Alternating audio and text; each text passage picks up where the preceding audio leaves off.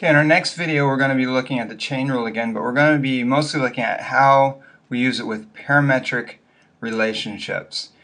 We'll also be looking at how to use it with tangent normalized, but really this isn't anything new other than we're using the chain rule. What we really want to focus on here is the parametric relationship. If you remember, a parametric relationship, it can be represented here, it tells us where we are in the xy plane with regards to time. So there's actually three variables here moving us around on an xy plane. And so when we look at these, when we look for our derivatives, notice that my derivative here, my dependent variable is x, so this would be dx dt, and this one over here would be dy dt. So if I want to find a derivative, notice that the graph it's given me is with respect to x and y. There's nothing about time on this graph. And if we're looking for the slope of this line, we need dy dx. So neither one of those derivatives on its own is going to give it to us. Well, sometimes we can think of this dy dx as a fraction. It's not really a fraction, but in cases like this, it's helpful to think about it that way, because if we look at the way that this cancels out, maybe think about the way their units would be canceling out. If we divide that, this would simplify to dy dx.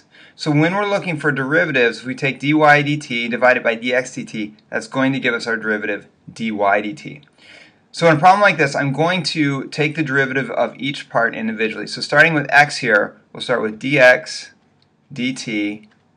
I have secant there, so my derivative is secant t tangent t. And for y, it's the same thing. We treat it by itself with respect to time, and we get derivative tangent is secant squared t. If I then want to look at the dy dx, just like we have up here, I'll take my derivative with respect to y and divide it by my derivative with respect to x, which will simplify to secant over tangent. Notice that we could then simplify that further. The secant 1 over cosine, the tangent in the denominator would become a cotangent, cosine over sine. And so we're left with 1 over sine of t, or secant of t, or cosecant of t. Now putting that to use to answer our question, we want the tangent at this point, square root of 2, 1, and that's at the time when pi over 4. If we plug pi over 4 into this, we're going to get the square root of 2.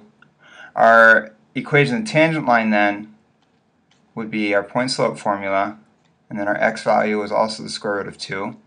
And this simplifies to y equals square root of 2x minus 1, which would be the equation of this red line. Now this is just another problem where we're trying to find the line tangent to the curve. Notice this one's just using this function here. So this one is just using the chain rule to do that. So just as a refresher, the derivative of y is dy dx. So we need to think about what this function is made of. Remember that this is sine of x to the 5th power. And so we're going to write it as 5, keep the inside the same, sine x to the 4th power, multiply it by the derivative of the inside. Derivative of the sine is cosine of x. We would then plug in the values that we need. So looking for the slope at the point given, x equals pi over 3, we just plug that into our equation. Sine of pi over 3, as we mentioned up here, square root of 3 over 2 to the 4th, and then the cosine of pi over 3 is 1/2. And so simplifying that, we're going to get 9 over 16, which will give us 45 over 32. That's all we needed. We needed the slope of the line tangent to the curve, and so we're finished. The part B here asks us to show the slope of every tangent line to the curve is positive. If we want to show it's positive, all we really have to show is that dy dx is always greater than 0. So we'll look at its derivative, dy dx. Now to make this a little bit easier, let's change this into a negative exponent.